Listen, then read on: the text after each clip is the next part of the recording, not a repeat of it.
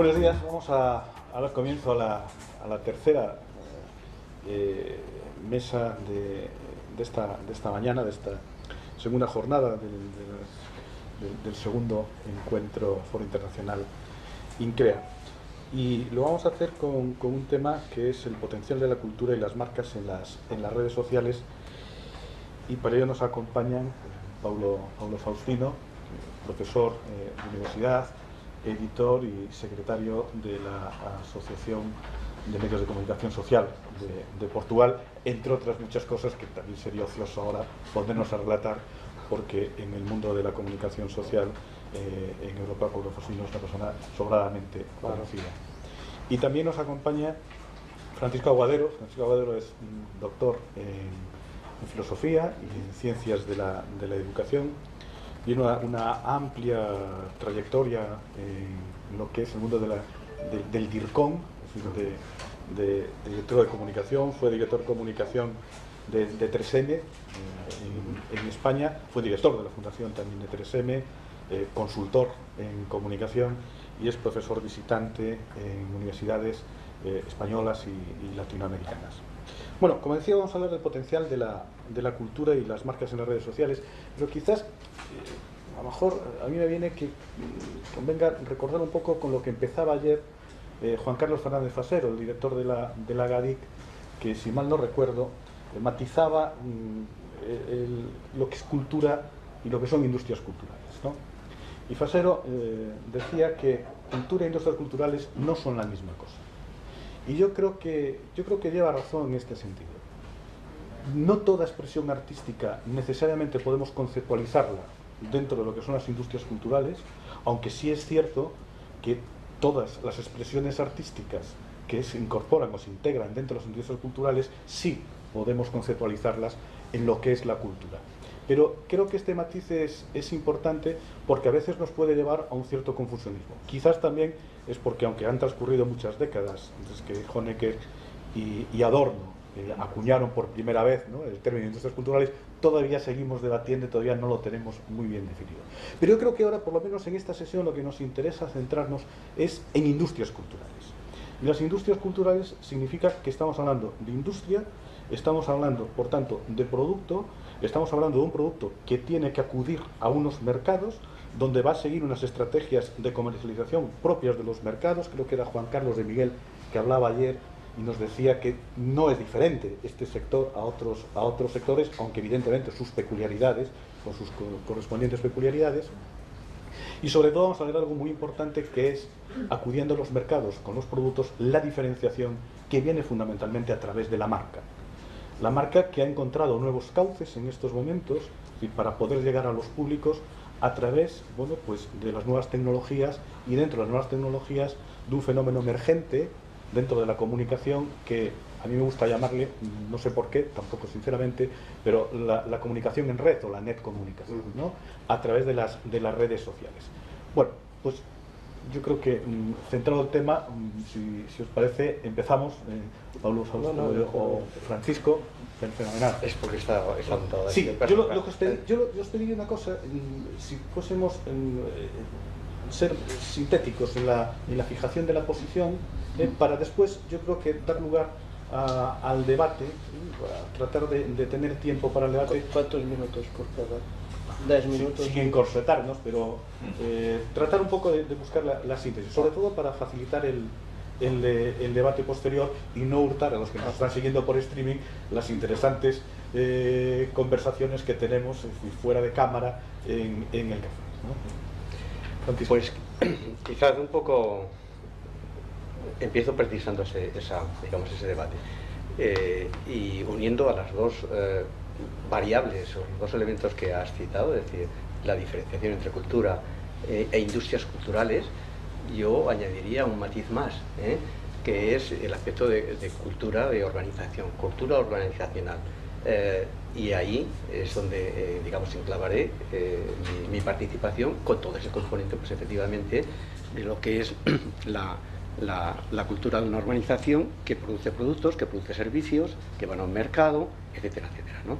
Por tanto, quiero decir que centrar de entrada, pues, esa digamos, mi intervención con esa particularidad que no tanto de la cultura, no tanto solo digamos la industria cultural, sino la cultura en la que se genera esa serie de productos que van a un mercado determinado. Pero dejarme decir que, más allá del saludo de rigor de buenos días, buenas tardes, simplemente hola, porque ya nos hemos saludado esta mañana, y sobre todo también decir que esta intervención mía con este tema aquí, hoy que me apuntáis levemente que fuera ese y no otro, pues ha requerido de mí, pues efectivamente, un estudio un poco más profundo, porque soy consciente de que aquí la isla de pensamiento, digamos un poco casi catedral, en el área del pensamiento, ¿no? De todo este tema de la digitalización y de las redes sociales, ¿no?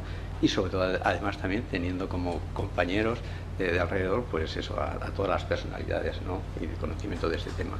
Por tanto, en ese sentido, yo voy a seguir un poco el esquema este que ven aquí, muy rápido. Intentaré mantenerme al tiempo, ¿no? Las nuevas relaciones entre la economía y la cultura, el consumidor del siglo XXI, porque ahí es donde va, digamos, ese producto con esa marca a ser consumido, a ser usado, a ser utilizado. La gestión de la marca en las instituciones un poco culturales, que es el social media, y evidentemente ahí seré muy gráfico y relacionado con el tema de las marcas. El modelo de comunicación horizontal ramificado, que yo llamo y que explicaré, cómo desarrollar un plan de social media, y las marcas desaprovechan el potencial de las redes sociales, ¿no? Y luego un caso de aplicación, ¿no? Un poco el esquema, digamos, de mi seguimiento. En cuanto, pues partir un poco de esa reflexión, es decir, las verdades. La primera verdad que decía Descartes: yo pienso, luego existo. Y diría yo aquí ahora esta mañana y en la isla de San Simón, segunda verdad, no sé si es verdad o no, dice: estoy en la red, luego existo. Todo ese dilema que hay, estás en la red, no existes, si no estás, si existes, toda esa cuestión que hay por ahí, y que de alguna forma y manera, pues todo es, digamos, válido, pero que a veces nos introduce a confusiones. Es decir, parece que efectivamente ya, si no estás en la red, no existas, cuando efectivamente el estar en la red es una existencia virtual en todo caso. Sigue estando la existencia real de la persona, que aunque no esté en la red sigue existiendo, ¿no? Sigue existiendo. De hecho, pues eso, hay grandes especialistas e entusiastas incluso de la nanotecnología, que dicen que no están ni en Facebook ni en LinkedIn. Es decir, por tanto, hay que estar en la red, sí, para que existas virtualmente, pero se puede existir sin necesidad de estar en la red, ¿no? En lo personal y en lo físico. Nuevas relaciones entre la economía y la cultura. Ahí podemos entroncarnos con todos los matices que pueda haber, ¿no? Y mayores aportaciones, ¿no? Eso en la década de los 80, donde se tejen unas nuevas relaciones entre la economía y la cultura, es decir, que la cultura se pone en valor, y se comienza a percibir como un mecanismo no solamente de conocimiento, sino de riqueza, ¿no? Entonces, es ese punto en el cual pues ya empiezan a entrar, y a generarse un nuevo sector, que vendríamos un poco a llamar el sector, pues eso, de las industrias creativas, ¿no? Pero que es la cultura en su conjunto la que empieza a ser valorada como fuente de riqueza, ¿no? Y en consecuencia, pues toda la artillería, por decirlo de alguna forma, de las empresas existentes y las nuevas que se generan, ¿no? Pues por la parte de participación más o menos lucrativa del negocio, ¿no? en términos generales. Pero eso nos lleva, pues eso, efectivamente, a una nueva cultura corporativa, ese apartado en el cual yo ya me quería un poco centrar. La nueva cultura corporativa de las organizaciones, ¿no? De las empresas, de las instituciones, en la que el consumidor ya no acepta una comunicación unidireccional, sino que aspira a una conversación, es decir, a un diálogo, a una conversación más que a un diálogo, ¿no? De tú a tú con la empresa con la cual tiene algún tipo de relación, ¿no? Y ello, pues un poco en el marco de las redes sociales, viene un poquito después, facilitando así digamos, la creación de la identidad digital. O sea, estoy en la red, existo, tengo una identidad digital, la que tengo en la red, que puede parecerse o no a la real, pero en definitiva nos dota, esa nueva cultura corporativa nos permite dotarnos a la organización y a la persona pues de una identidad digital, ¿no? Muy brevemente, porque es que es el factor final, es decir, donde hay un producto, donde hay un servicio, el punto de referencia final es la persona, es el grupo, es la persona en su rol de ciudadano, la persona en su rol de consumidor, pero es el punto de destino, ¿no? Por tanto, consumidor, por centrarlo un poco, el que consume, es decir, persona que compra un producto o lo consume, sería un término muy rápido. Por tanto, ¿qué tenemos que darle a este consumidor? Pues productos que le sean útiles para satisfacer sus necesidades, ya sean emocionales, ya sean físicas, en fin, las que fueren. En definitiva, productos que le sean útiles, ¿no? No productos que le compliquen la vida, que le sean útiles. El cliente es persona que compra o utiliza con asiduidad los servicios de un profesional o de una empresa, con una variante de parroquiano, es decir, persona que acostumbra a ir a comprar a una misma tienda. Estamos ya caminando un poco hacia, digamos, esa posible fidelización, posible fan en el tema de las músicas, por ejemplo, etcétera, etcétera. Es decir, una especie de parroquiano. O persona que está bajo la protección o tutela de otra. Ya tiene otros componentes no tan buenos, no tan buenos, porque atentaría pues un poco al clientelismo, ¿no? Lo que podemos llamar pues para el campo de la política o de otras áreas. Por tanto, esta persona ya intenta, desde esa posición de cliente, requiere, pide, exige, es decir, que esa entidad o organización, ese producto, que le cubra esas aspiraciones que tiene, ¿no? Y exige de ese mecanismo. Ahora, el paso del consumidor a la persona, es decir, al ciudadano, que es donde estaríamos, digamos, un poco ahora, o donde aspiraríamos algunos a llegar, ¿no? Pues en el siglo XX eso hemos visto clientela, nichos de mercado, canales de mensajes de comunicación masivos, todo lo mismo para todos, en fin, todos esos parámetros. Siglo XXI, claves que nos mueven en este terreno: la diversidad, la diferenciación, la individualidad, son, digamos, un poco los reclamos, ¿no? donde tenemos necesidades de satisfacer. Por tanto, los clientes los debemos de considerar en este siglo XXI como individuos y tratados según sus gustos, preferencias, necesidades y, por supuesto, según sus derechos, ¿no? Y ahí tenemos la cuestión clave del derecho a la información, por ejemplo, ¿no? Que de alguna forma de manera pues, se nos reclama de manera permanente.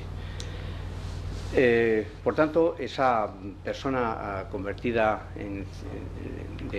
digamos, de consumidor, cliente, ciudadano, ¿y cómo compran? Pues hay muchas estadísticas, ¿no?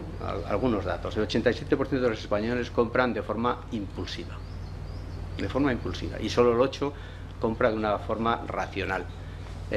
Ahí tenemos un componente importante de esos aspectos creativos, ¿no? Que nos va a reclamar, pues, sea la industria creativa o la industria en general. El consumidor del siglo XXI está más formado, es más informado, es mucho más individualista, mucho más exigente. Es decir, que tenemos ante nosotros la persona de relación, el destinatario, una persona con unas exigencias en nuestras relaciones de producto, de gran exigencia, ¿no? Y de gran calidad, ¿no? Por tanto, ¿eso qué conlleva? Y genera desde la persona individual hacia el colectivo, ¿no? Pues lo que podríamos llamar eso, los hábitos de compra. Una revolución en ellos, ¿no? Que va desde un comprador global, pues eso, que compra en cualquier lugar del mundo a través de la red, etcétera, etcétera. El uso de las nuevas tecnologías, que es ya un dominador de ellas, unos más que otros, ¿no? La individualización que apuntaba, más hogares pero más pequeños y más diversos, es decir, ya en las casas no hay 8 o 10 personas como hasta hace pocos años, sino porque hay 1, 2, 3, 4 ya es más difícil, ¿no? Es decir, que esos son componentes importantes. No hay temor al endeudamiento, es decir, nos endeudamos pues con toda la facilidad del mundo. Somos más exigentes, los lugares de compra cambian, ya no vamos, pues eso, a la tienda de la esquina. La variedad en la forma de pago, hay todas las formas de pago que queramos, ¿no? Para poder comprar los productos.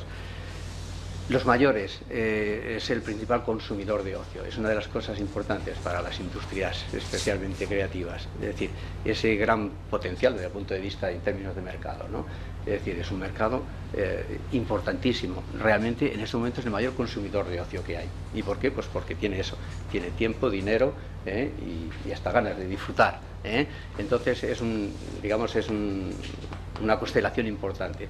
Las compras se han convertido también en objeto de ocio, el hecho de comprar en sí mismo. El hecho de comprar en sí mismo, pues eso, ya sabéis, la familia se va los sábados pues con toda la familia a comprar a un centro comercial y pasan la tarde, además de comprar, ¿no? Bueno, pero también empieza a ser comprador responsable. Yo citaba esta mañana un poco el tema de la responsabilidad social. Una de las áreas donde la responsabilidad social todavía tiene que avanzar mucho es en la compra responsable, ¿no? Pero bueno, ya se está empezando, es decir, que ya hay atisbos que efectivamente podemos decir que el consumidor, el comprador, empieza a hacer una compra responsable, ¿no? Bueno, esa diversidad, total que todo ello nos lleva en su conjunto a pensar y atender y escuchar esa voz del cliente, cómo es, dónde está, lo tenemos más localizado ahora, dónde prefiere comprar, cuándo compra, en fin, todos esos componentes que nos van situando en una parrilla, digamos, pues un poco para orientar la gestión, ¿no?, de nuestros productos creativos. Por tanto, hacia el futuro, nuevos escenarios que requieren nuevas estrategias, nuevas aspiraciones del cliente y el consumidor y también nuevas oportunidades de negocio. Nuevas oportunidades de negocio. Las que teníamos ahí están, algunas han caído, o muchas han caído, pero se abren nuevas oportunidades, ¿no? Y nos acercamos ahí a la gestión de la marca, en este caso un poco de las instituciones digamos, de cultura. Sería quizá la única pincelada en esa parte, digamos, de lo que es cultura, ¿no?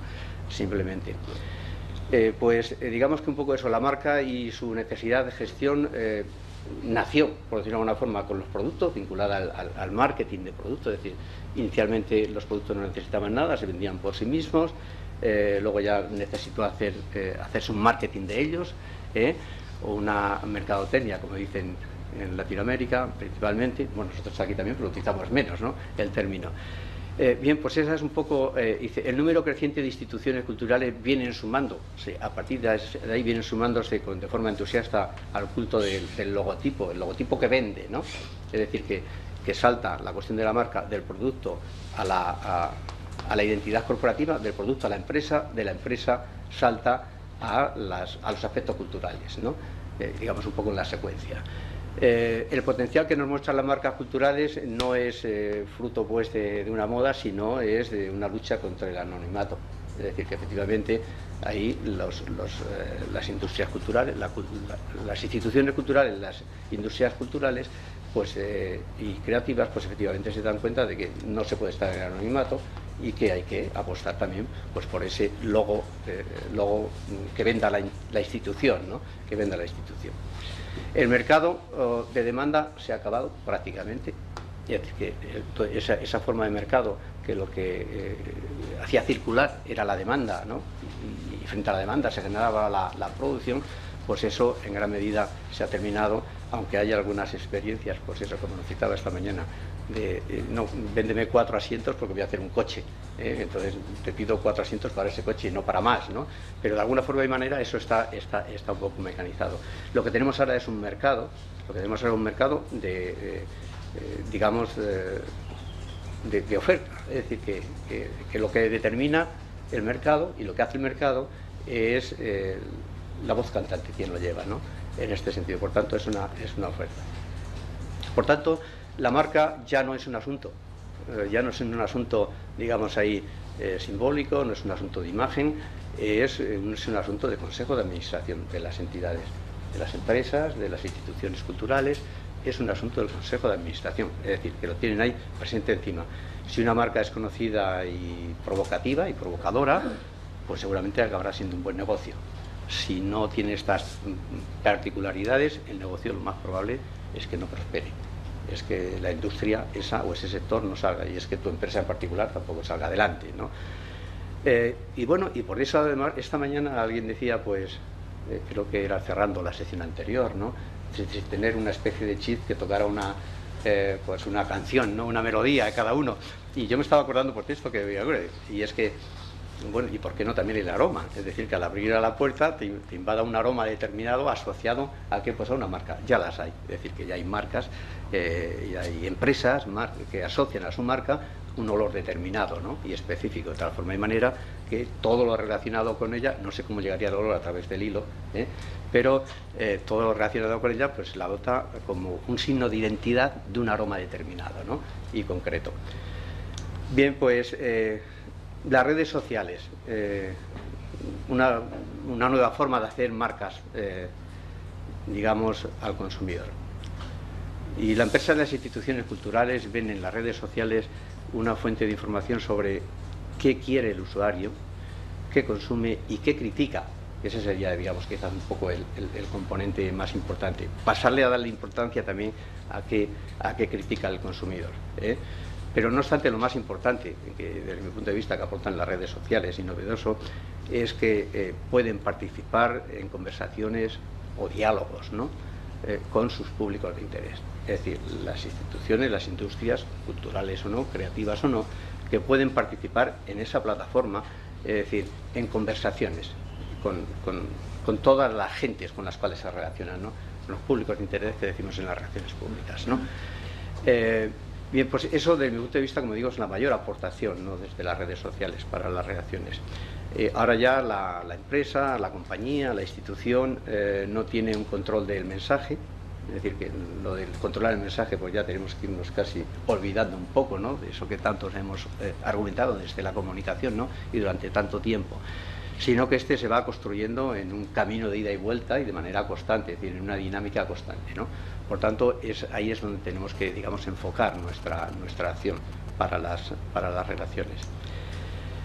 ¿Qué es el social media? Esto me lo voy a saltar con bastante, porque de alguna forma y manera pues es muy amplio. Es decir, que a veces parece que es necesario precisar un poco cuál es el concepto que tenemos de social media o de medios o redes sociales para poder entendernos, ¿no? Porque efectivamente puede significar todo un escenario de significados, ¿no? para cada uno.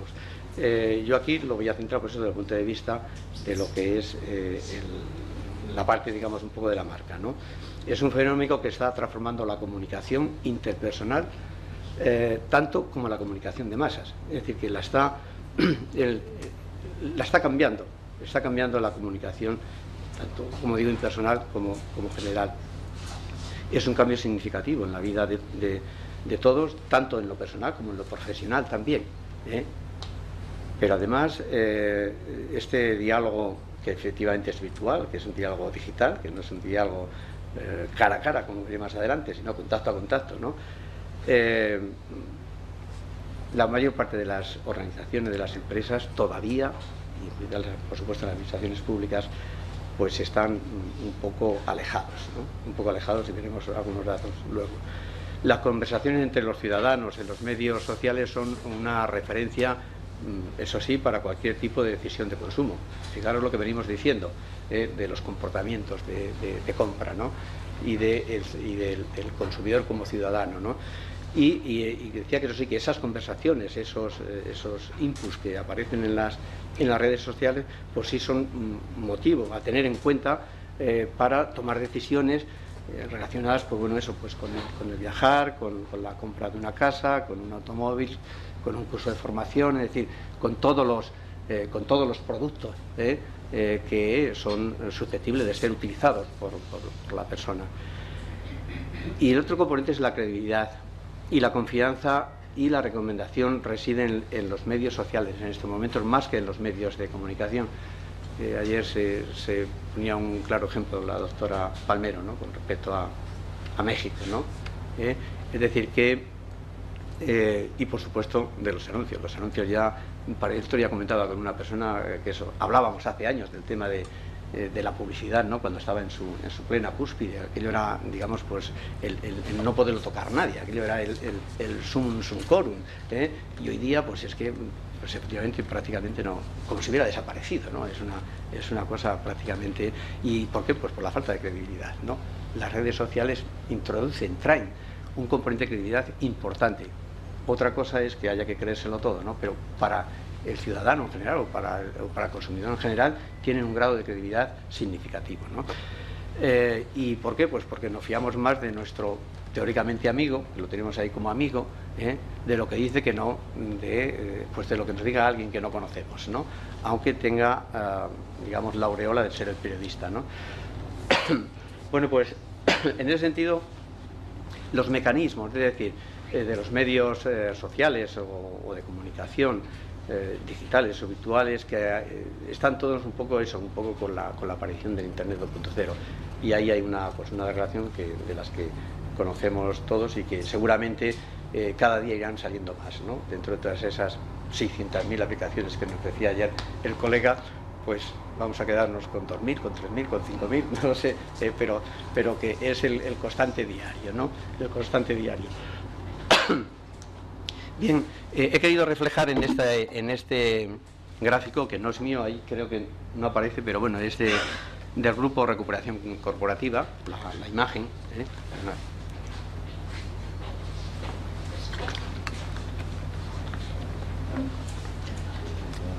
Pues quizás es, digamos eso, el trabajo hecho que de alguna manera gráfica representa mejor toda esa constelación, todo ese mundo, ¿no?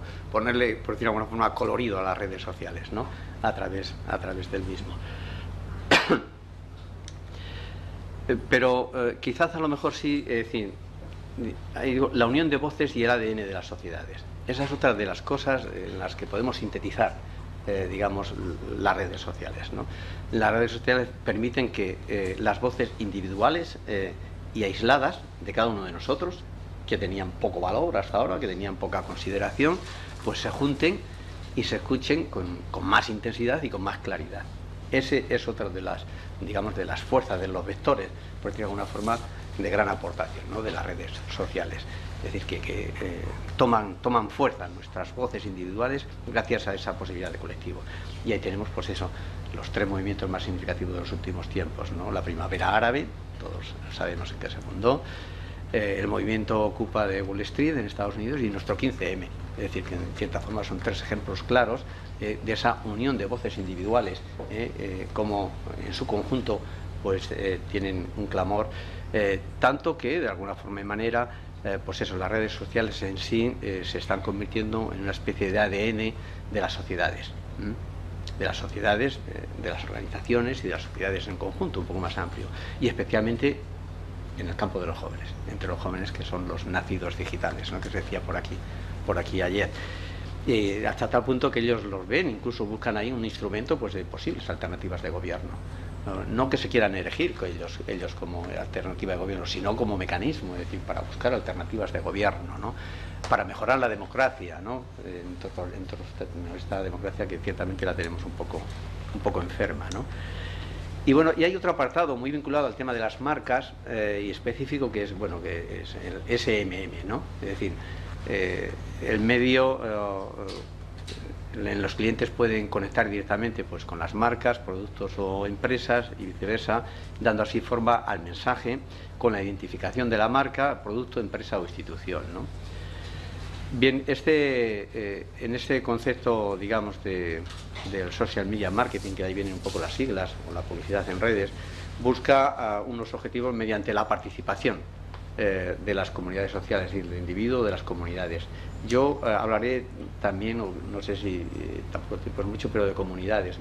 Me gusta hablar más de comunidades virtuales, de redes sociales, ¿no? Desde el punto de vista de la utilidad, desde el punto de vista de la utilidad que podamos buscarle para lo que es la conexión con las marcas y con las organizaciones, ¿no?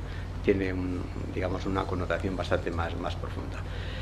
Y ellos nos llevaría, por lo que les comentaba, a un modelo de comunicación horizontal ramificado, con todos los matices. Es decir, evidentemente no estoy proponiendo que esto sea un modelo purificado, ni mucho menos, Los modelos necesitan eso, todo un proceso de purificación, pero un poco para entendernos, hablábamos pues desde los años 90 y desde antes, pues cuando hablábamos de los canales de la comunicación, ¿no? Y entonces uno de los canales de la comunicación que intentábamos empezar a escribir algunos, pues era eso, el canal interno, ¿no? De comunicación interna, la comunicación interna o el canal interno, que se quedaba ahí, ¿no? En estos momentos, pues luego después había, y también exponíamos, el canal horizontal. Las organizaciones más modernas, las que estábamos, bueno, las que tenían necesidades más avanzadas, pues hablábamos también del canal horizontal, ¿no? Que es el que afectaba y que unía un poco a las distintas departamentos o a las distintas subsistemas dentro de una organización. Bien, pues eso ahora, esa horizontalidad de la información y de la documentación, las redes lo hacen posible, pero ramificado, es decir, que salta la organización, los muros de la empresa, y se va y se ramifica por las redes sociales hasta cualquier parte del mundo, ¿no? Entonces, eso es digamos, pues una aportación también novedosa, desde mi punto de vista, del nuevo escenario de las redes sociales. Y es de otra forma el proceso de gestión y movilidad de las ideas. La gestión de las ideas y la movilidad de las ideas y la velocidad de las mismas lo transforma de manera drástica. Y ello traerá pues una mayor participación activa de los públicos de interés y una visión más democrática y abierta de la empresa o institución. Otra de las necesidades hoy día, es decir, la empresa o la institución necesita ser abierta y necesita ser percibida como tal, ¿eh? Y una de las mejores maneras, pues es eso, es que haya una comunicación horizontal hasta el rincón más escondido de la tierra, ¿no?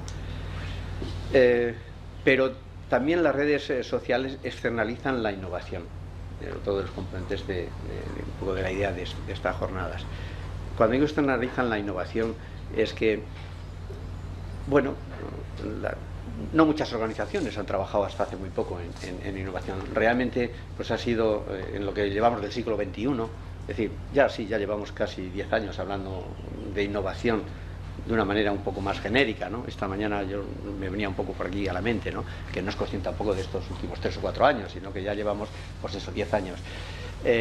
Pero que de alguna forma y manera esa innovación siempre estaba pues muy constreñida, no solamente al tema de los garajes, es decir, sino pues también a los laboratorios de las organizaciones, de las empresas, pero ahora lo que hacen las redes sociales es externalizar la innovación de las empresas, es decir, pues efectivamente cualquier persona, cualquier individuo puede aportar ideas o puede aportar crítica a un proceso innovador, ¿no? para la empresa.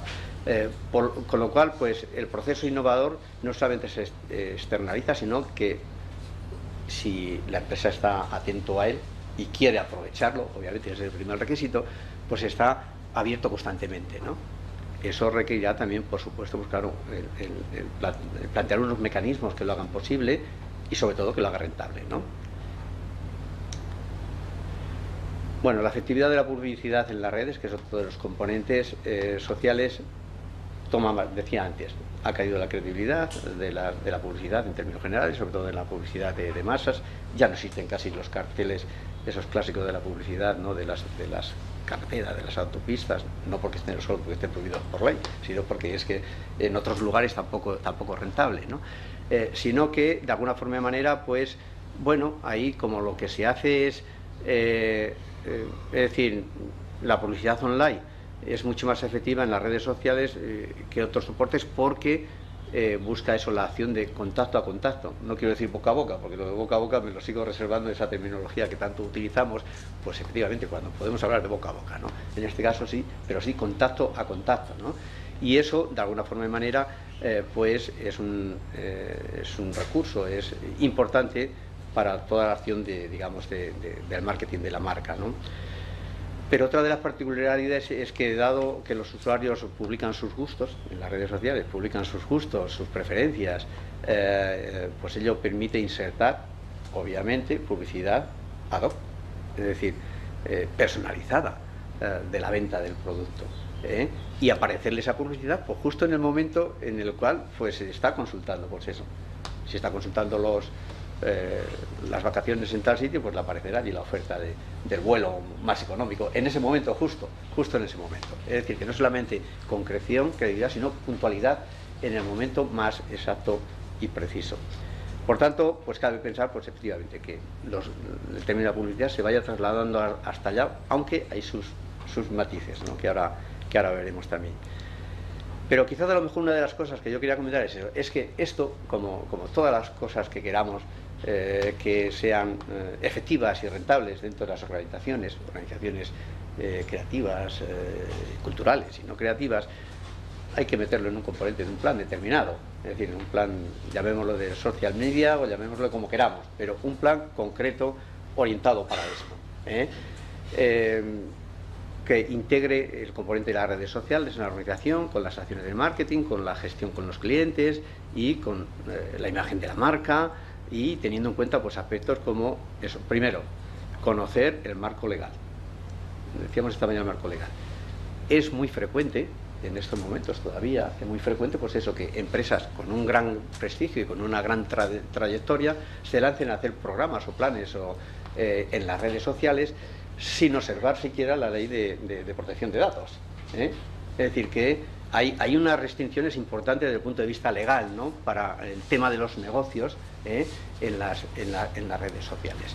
Que esto hay que buscarle las vueltas, pero quiero decir que no se puede ir a la brava, porque te puedes encontrar con grandes desaguisados, ¿no? Por tanto, esa es la primera cuestión, que la conozcas tú o que la conozca el asesor legal, ¿no?, pero que estar al tanto de ello, ¿no?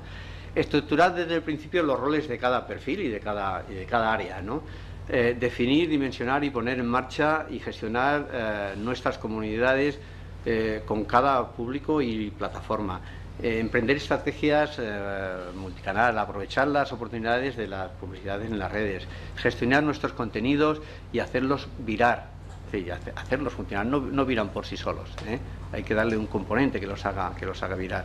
Saber cómo expresarnos en redes, es decir, adaptar la creatividad a los medios, aprender cómo las redes están cada vez más enlazadas con los móviles, es decir, que requiere, es bueno, es necesario para hacerlo efectivo, como digo, y que funcione esa imbricación con las marcas y las redes, que haya un plan concreto, máxime cuando hay todavía una constelación o una falta de conocimiento en muchas áreas por la mayor parte de los que estamos ahí delante. Las marcas desaprovechan el potencial de las redes. Sí, bueno, esta es una constancia. Aquí estaríamos un poco en la dinámica. Hay hay como dos orillas, en una orilla del río, donde están todas las redes, en una orilla del río están las empresas tecnológicas, ¿no?, por decirlo de alguna forma, que son las que efectivamente pues quieren vendernos la tecnología, primera cosa. Segunda, que nos la quieren vender con mucha razón, porque ellos han experimentado y a ellos les va fenomenal. Pero claro, es que es el campo en el cual se puede manejar por las redes. Es decir, que pues efectivamente Google o Microsoft o es decir, pues ellos venden mucho producto que lo venden por la red, entonces tienen sus escenarios, tienen sus redes. Eso no lo podemos trasladar, no pueden tratar de hacernos comprender que eso se puede hacer lo mismo pues para una pizza, es decir, no sé, algo por el estilo, ¿no? Por tanto, y en el otro lado, por decirlo de alguna forma, están las empresas. En el conjunto de las empresas, una vez quitadas esas que sí, que su negocio está en la red, en la misma red, pues están las empresas que efectivamente tienen que analizar y medir todas sus posibilidades y toda su rentabilidad, ¿no? Y entonces los de esta orilla dicen que se están desaprovechando el potencial de las redes, y en gran medida sí. Ahora los otros vienen y dicen, es que todavía no es rentable, es que todavía no es rentable, tenemos que avanzar más. En términos generales es lo que vengo a decir ahí.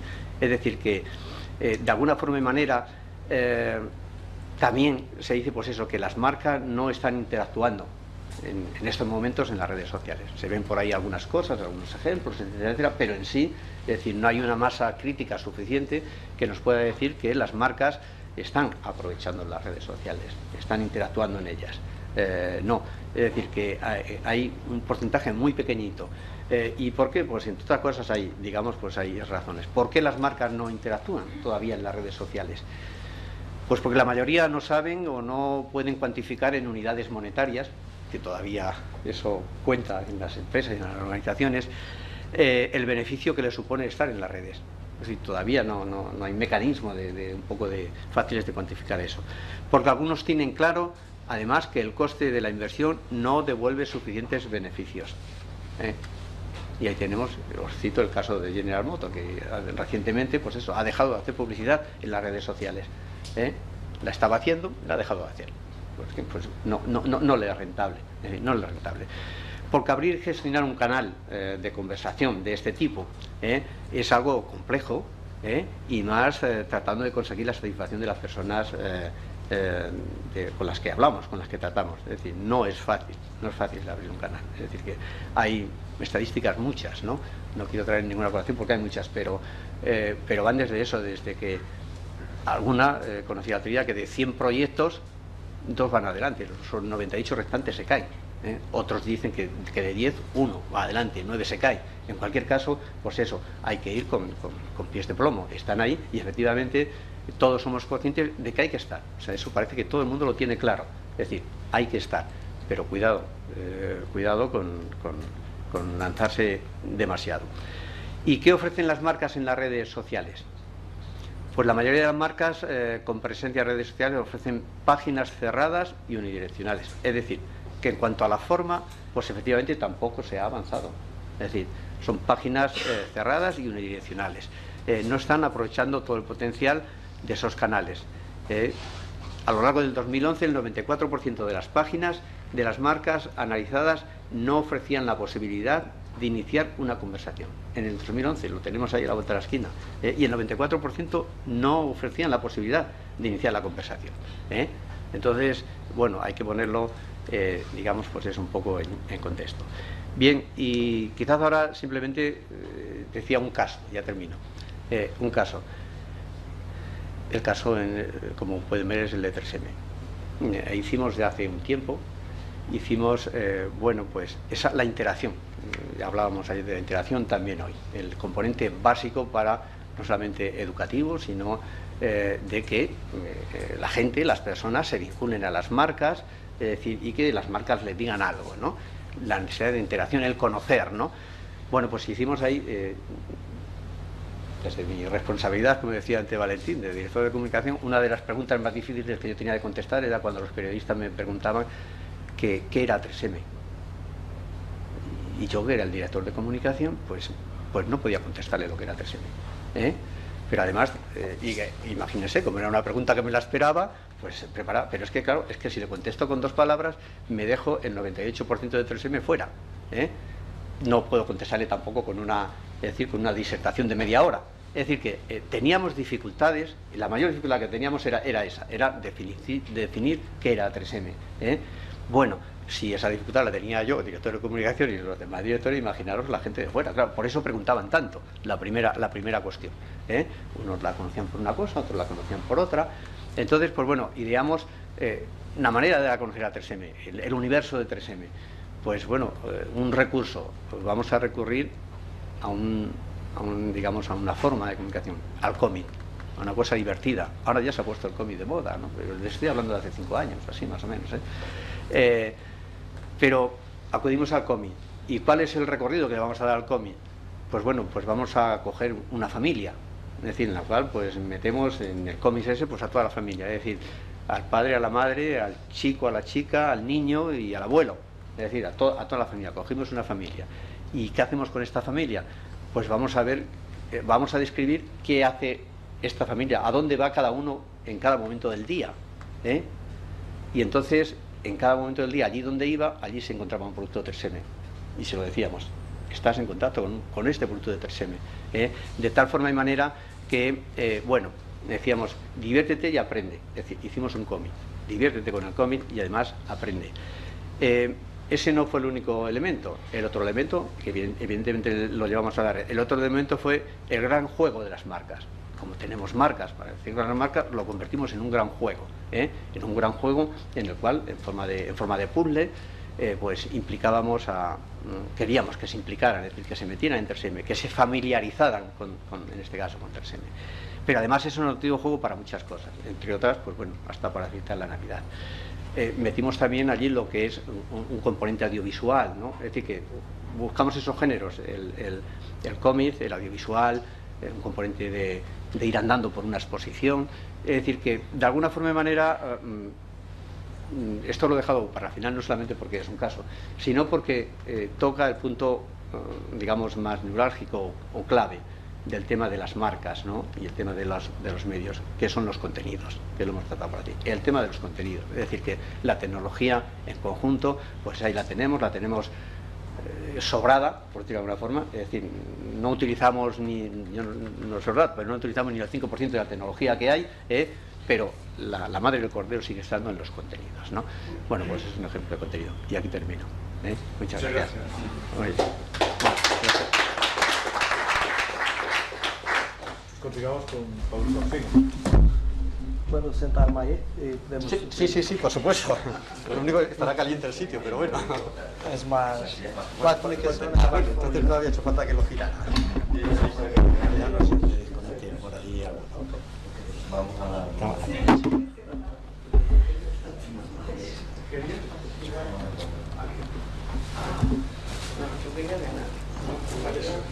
Uno de los tuberos.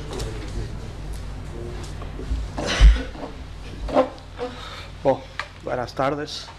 Muchas gracias por esta invitación. Começo a ser um visitante regular de Galiza e me encanta muito.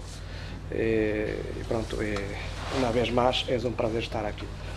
Eu vou falar um pouco em portuñol, um pouquinho português, necessito de treinar meu castelhano. Bom, a minha apresentação ha sido preparada para o outro painel sobre modelo de negócios. Em todo caso, há muitas pontas de ligação com esta sessão. E penso que nos vamos complementar em alguns aspectos de tua comunicação e outra de João Miguel hoje, que é sobre as indústrias criativas. Bom, claro que hoje, quando falamos em indústrias criativas, estas coisas parecem moda. E hoje, enfim, tornou-se uma moda falar em indústrias criativas. Claro que por trás desta moda há um interesse económico de desenrolar as cidades, as regiões, os países. Há autores, e hoje João Miguel ha falado sobre Richard Florida, que ha feito estudos que concluem que as cidades mais criativas, mais dinâmicas, hoje são cidades que conjugam diversos fatores, por exemplo, talento, tecnologia e tolerância, os 3 T's. Portanto, e é à volta deste conceito que as indústrias criativas se têm vindo a estudar e a desenvolver. No fundo, talento, é óbvio, todos os negócios necessitam de talento e criatividade. Tecnologia, hoje não há negócio que não dependa de uma grande adaptação de tecnologia. E por outro lado, tolerância, porque cada vez mais a tolerância é uma forma, as cidades tolerantes é uma forma de respeitar a multiculturalidade e atrair talentos. Portanto, penso que Richard Florida ha conseguido conceber muito bem alguns aspectos fundamentais das indústrias criativas. Por outro lado, se é verdade do ponto de vista conceptual que estes critérios são muito importantes, também é importante nós percebermos o papel das políticas públicas no desenvolvimento do setor criativo. E não é necessário, claro que há muitos autores interessantes sobre isto. Eu penso que, por vezes, há novos autores, mas se vamos recuar aos clássicos, objetivamente, não há muito de novo. Michael Porter, por exemplo, há muitas décadas, falava em clusters. E em Portugal, nós outros estamos a ter uma discussão muito intensa sobre